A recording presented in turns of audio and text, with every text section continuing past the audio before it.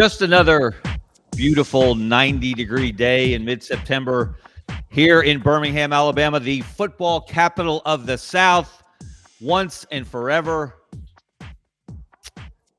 We've got some big games this weekend involving state teams, SEC teams. None bigger than what's going to happen in Norman, Oklahoma on Saturday afternoon on ABC, the prime afternoon slot. Number 22, Auburn, at number 11, Oklahoma. And I am going to violate one of my cherished principles about what is and what isn't a must-win game. It's rare to have those in August or September. I think I declared the Baylor game a must-win game for Auburn, and they did win to get off to a very encouraging start. And because they are 3-0 and ranked for the first time since 2021, and because Oklahoma is 3-0 and ranked number 11, and because there are so many backstories here, you could write a book about this individual game. This does qualify as much as a September game can as a must-win for Auburn. Will they? Well, we're going to break it down. Hello, everyone. I'm Kevin Scarbinsky. This is Scarbo Knows. Thank you for checking us out and following along for the ride. Thank you to Brendan Martin, our executive producer on the Sidelines.live network.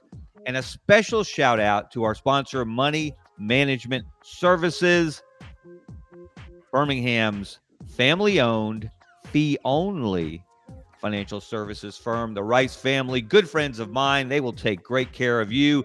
We'll hear from them a little bit later in the show.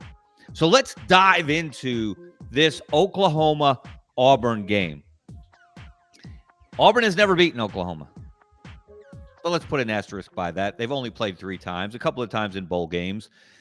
And they played last year in Oklahoma's inaugural season in the Southeastern Conference in Jordan-Hare Stadium. So many things happened that afternoon. It did not go well for the Tigers. They had a nice lead. Oklahoma stormed from behind. Jackson Arnold got benched as the Oklahoma quarterback. Michael Hawkins Jr., a true freshman, came on to lead the Sooners to that victory. And it was just another in a disappointing series of afternoons for Auburn in Hugh Freeze's first 2 seasons. But everything was pointing to this year.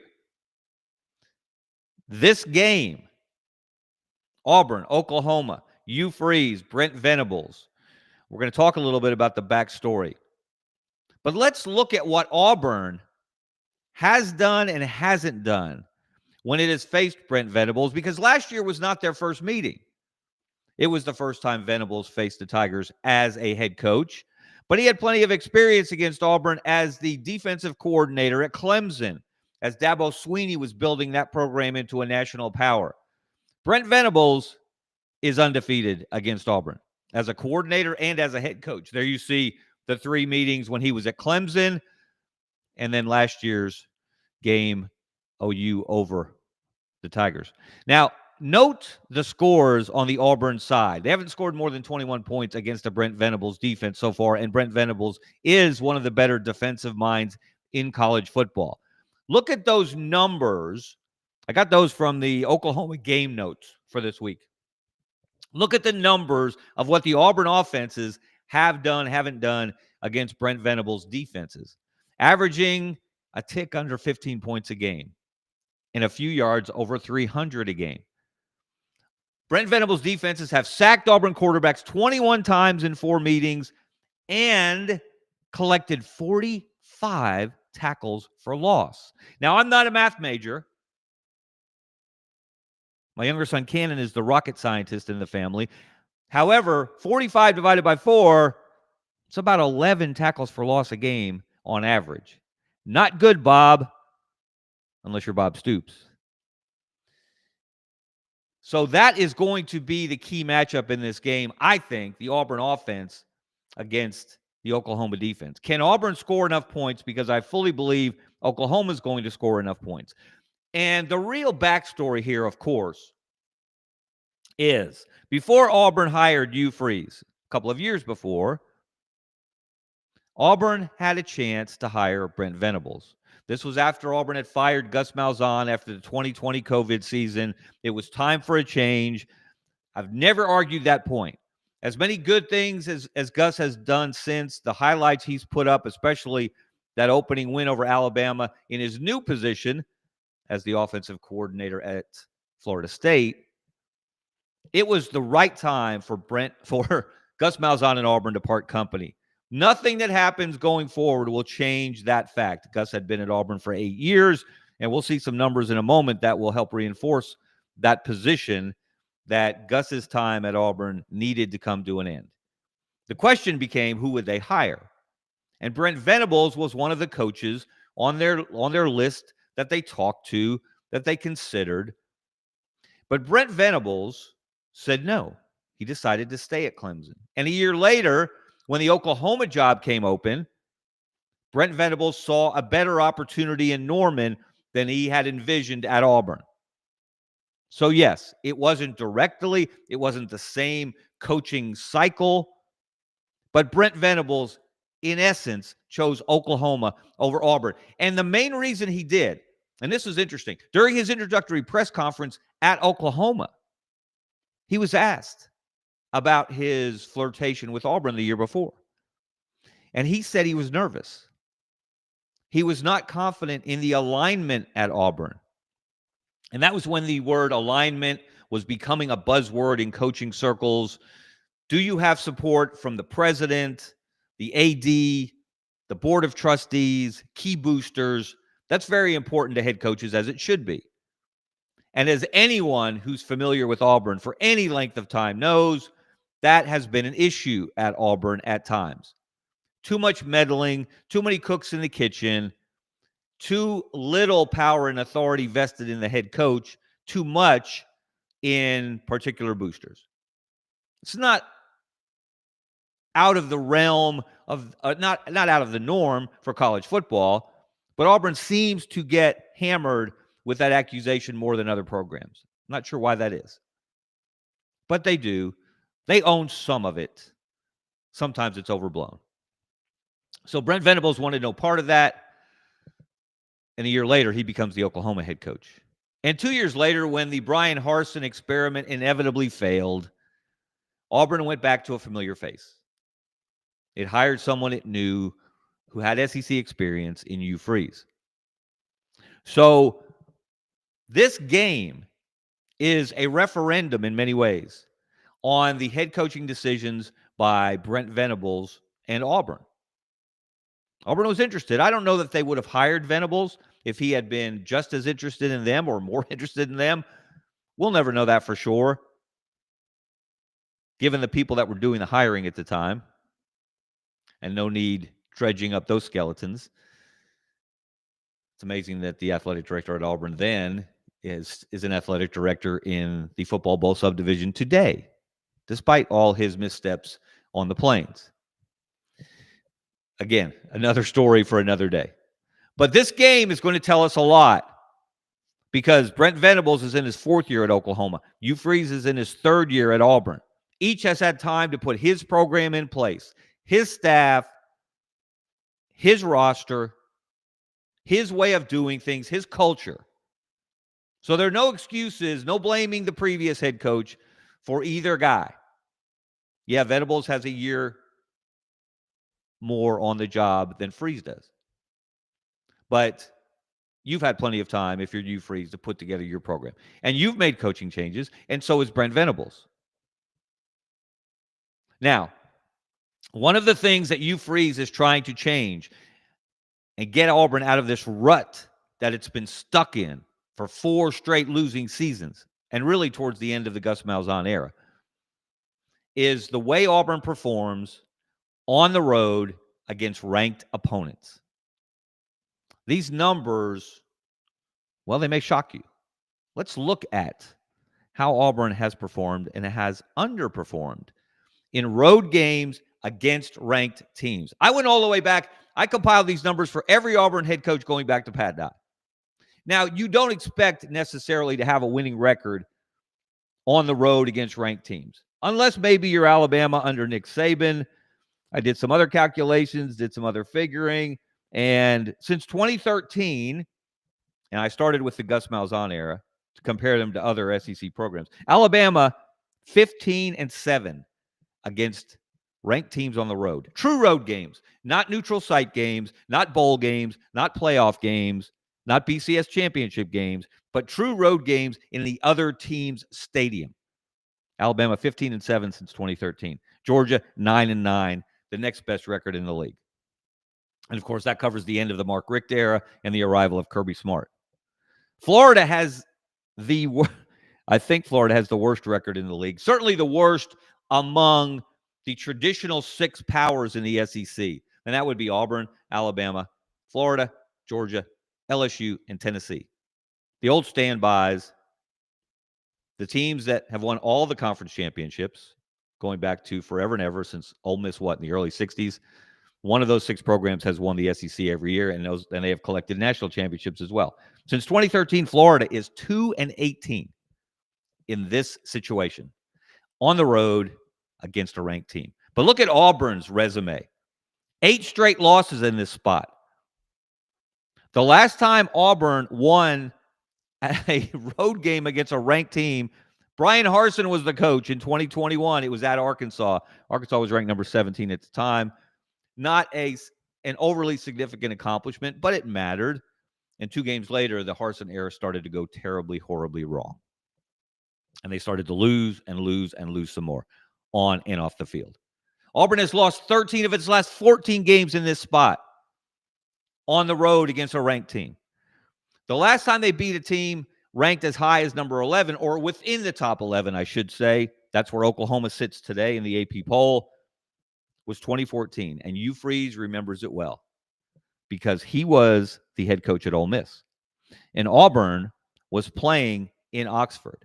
And it was a terrific football game. If you were there, a night game, incredible atmosphere at Vaught Hemingway. 2 teams that were both in the playoff discussion in the first year of the 14 playoff in 2014. Auburn had 1 loss to Mississippi State. Ole Miss had 1 loss to LSU. Ole Miss had beaten Alabama that year in the Grove with College Game Day in town. Katy Perry and corn dogs and all the craziness that happened that day. But that Auburn-Ole Miss game was a classic. And Ole Miss was driving to score the winning touchdown, if you recall, at the end, and what happened. And just an amazing tackle. It was clean. It was a hard hit. It was a freak injury to Laquan Treadwell. He ended up suffering a broken leg, fumbling the ball near the goal line. Auburn walked away with a win, 35-31. That's the last time Auburn has beaten a team on the road that was ranked in the top 11. That's what they're going to have to do Saturday. Now, look at the other coaches. Again, this is really instructive to me. Freeze is 0-4 at Auburn in this spot. He's one of only 4 SEC coaches in their current jobs who has yet to win a road game against a ranked team. Billy Napier is at the bottom of that list. He's 0-8. Brent Venables is 0-1, but you have to put an asterisk by that because the Oklahoma-Texas game is a neutral site game.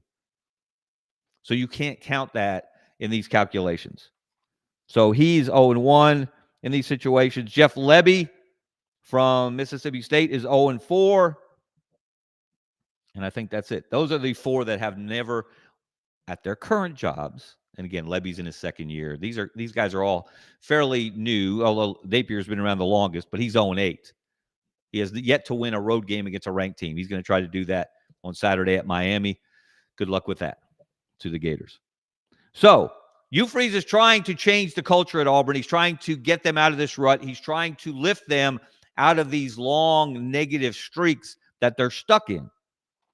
And it's not going to be easy because the second major subplot of this game, beyond the fact that Brent Venables in a different world woulda, coulda, shoulda been the Auburn coach.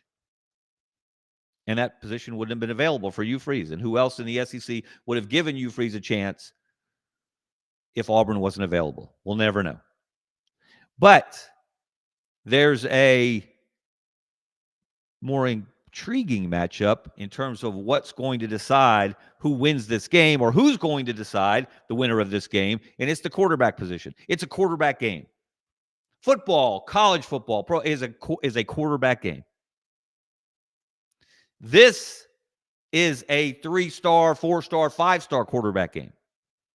Because how these two quarterbacks perform is going to really tell the tale of who's smiling at the end of the day on Saturday. So let's look at the quarterback comparison. We all know Jackson Arnold, of course, was at Oklahoma for 2 years. Was the starter last year, lost his job. All kinds of problems around him, injuries, inaccuracy, inefficiency, disconnect with the coaching staff, coaching changes during the year on the offensive side of the ball. I don't care if you're Tom Brady, you would have struggled in that situation, or you wouldn't have been at your best in that situation. Let's just put it that way. So we're giving Jackson Arnold not a full pass on last season, but we understand why he was not the hot shot, high-profile recruit he was coming out of high school in his first year as a full-time starter at OU. Now, in December, though, the writing was on the wall. Jackson Arnold understood Oklahoma had hired a new offensive coordinator and a new quarterbacks coach, and coincidentally, they both came from Washington State, where John Mateer had burst onto the scene last year as one of the better quarterbacks in college football, and he was in the transfer portal. So on December 14th, Jackson Arnold signed with Auburn. He saw it coming. He went in the transfer portal quickly. He knew what was coming. And Brent Venables can say all the nice things in the world about Jackson Arnold. Maybe he's sincere about all of them. But in essence, he chose John Mateer over Jackson Arnold. And Jackson Arnold needed a new home, and he found it at Auburn. So this game's going to tell us, was Jackson Arnold and Hugh Freeze right about Jackson Arnold? Or was Brent Venables right? And was he not the best choice to be the Sooners starting quarterback in 2025? And that's why they went out and got John Mateer. The numbers that concern me here, that stand out here, are the passing yards per game. Auburn has been so run heavy, including incorporating Jackson Arnold into the run game, and he's been a true dual threat quarterback. He's been very effective at making decisions on the RPOs, when to take off on passing plays, when the running lanes open up like the Red Sea, as they did against Baylor when he ran for 137. He's looked really good in his decision-making. The downfield passing game has not been there yet. He's only throwing for 167 yards a game. Meanwhile, John Mateer leads the SEC. He's throwing for almost 315 a game. And Mateer is he's in that same mold of Oklahoma quarterbacks. That gunslinger. Let's go make a play. Damn the torpedoes. Tight window, let's fit it in there.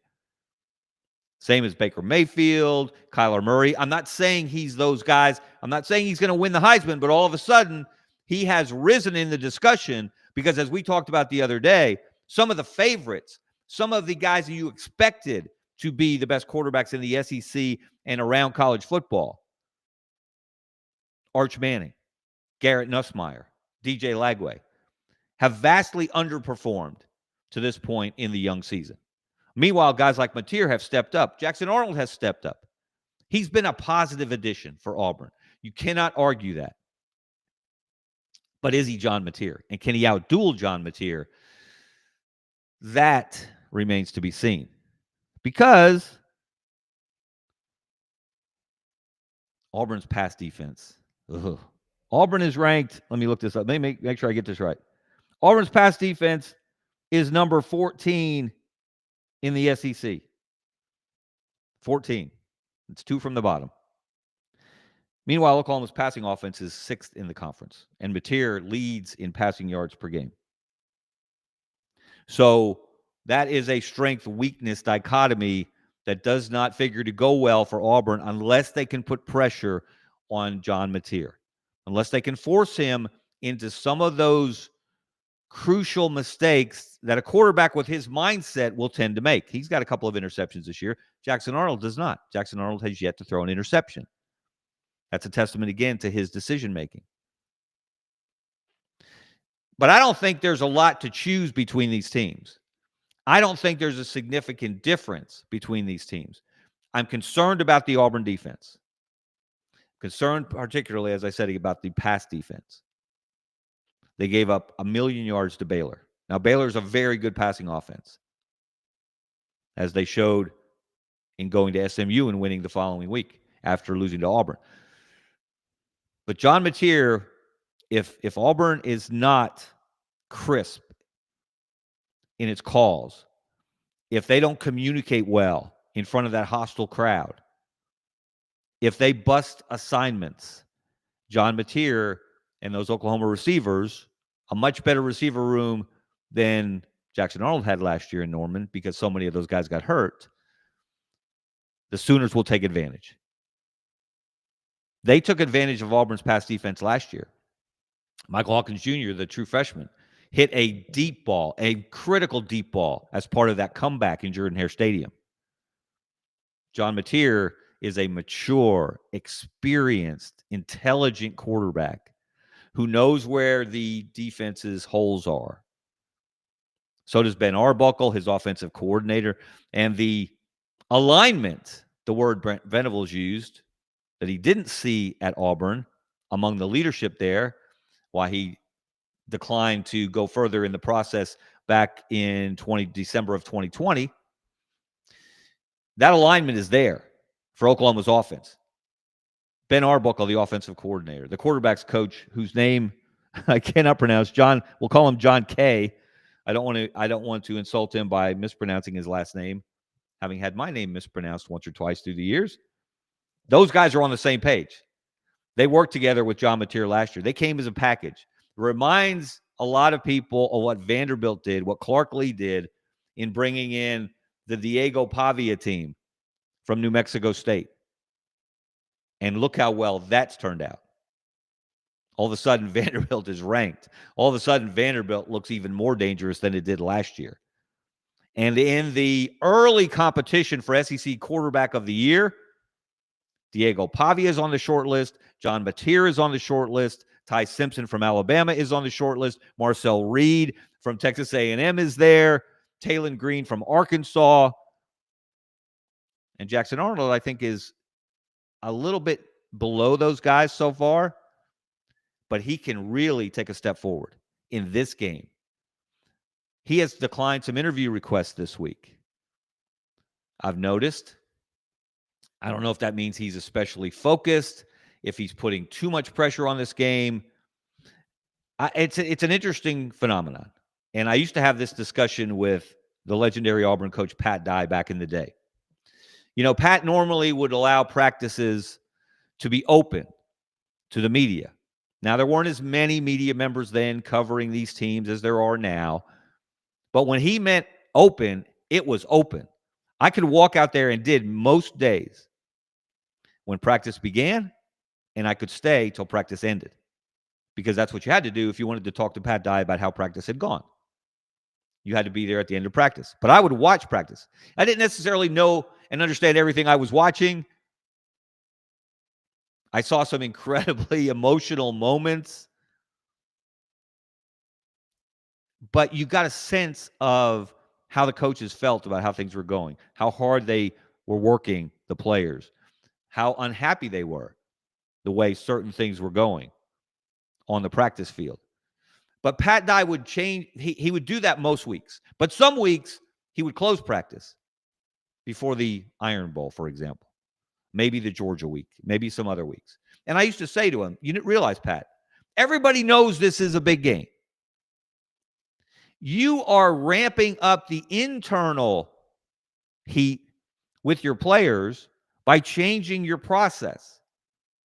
If your process for 8 or 9 games of the year is to have practice open and to have a small handful of us as reporters watching, but for select games, you close practice, you change the routine, you alter the process. You're sending a subliminal message to your players. You say every game means the same. You want your guys to be at a peak as often as possible. But you're telling them, hey, this game matters more. I wonder if Jackson Arnold is going to play fast and free on Saturday, if he's going to have the weight of the world on his shoulders, if he's going to stay confident if something goes wrong. He suffers a strip sack early. He throws a pick six.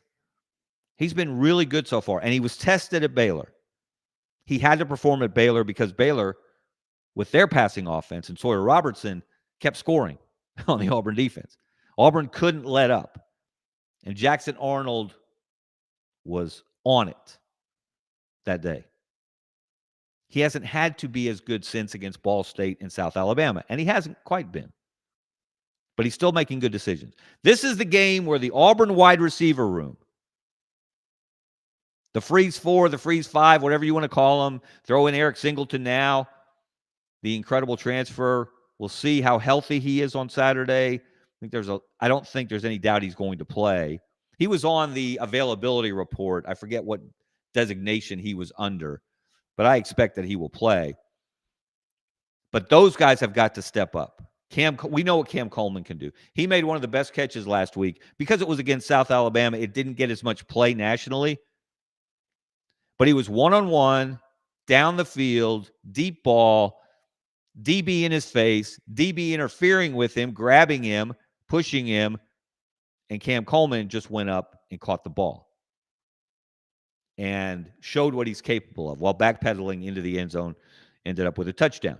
So those guys, Malcolm Simmons is expected to be back. The whole group is, on paper, maybe as good as any wide receiver room in the country, or at least on the short list. But they haven't quite put it all together. I think this is the game they'll have to. I think Oklahoma will gear up to shut down Auburn's running game or slow it down, which has been so good. Damari Austin should be back, which is a positive for Auburn.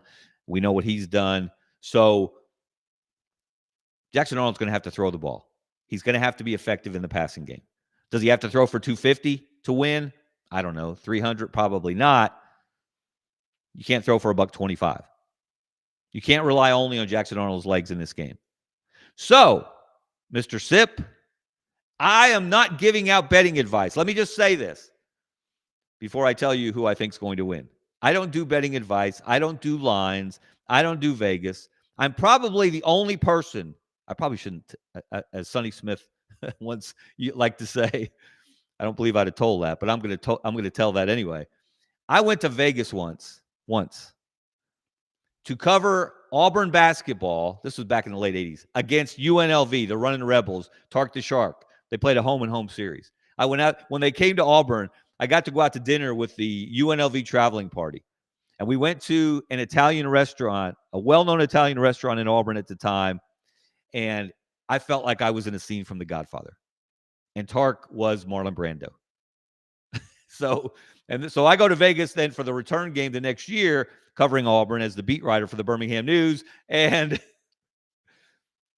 I didn't put a single nickel in a single slot machine the time I was there. I was only there for a few days, but that's not my thing. So I just want to make that clear, Mr. Sip, and everyone else. I am not giving gambling advice or betting advice.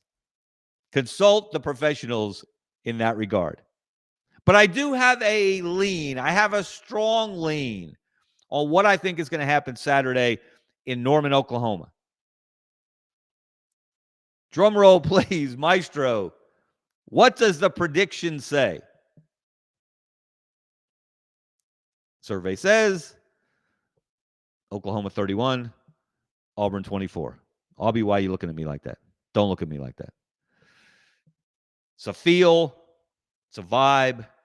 It's from studying stats, knowing the backstories, knowing what's at stake, knowing that Auburn has not been at its best for a long time in this kind of spot.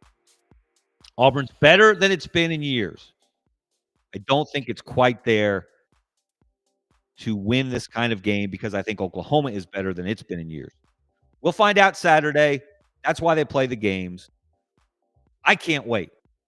I am geared up. I'm going to have the popcorn ready. I'm going to have the big green egg. already fired up for halftime to grill those burgers, and it's going to be a great day. I hope you have a great day. I hope you count down the hours and enjoy every one of them between now and Saturday at 2:30 Central Time.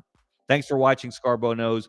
I'm Kevin Scarbinsky. Thank you to Brendan Martin, our executive producer on the Sidelines.live network. Check out all the great shows here, and check out my friends at Money Management Services. Have a great day, everyone. See you. Since 1992, Money Management Services in Birmingham has provided individuals and business owners with trusted, fee-only financial advice. We're more than advisors. Since 1992, Money Management Services in Birmingham has provided individuals and business owners with trusted, fee-only financial advice. We're more than advisors, we're your financial family. From retirement planning to tax strategies and estate planning, our team builds personalized wealth management plans tailored to your life. At Money Management Services, we treat you like family, because when you walk through our doors, you become part of ours.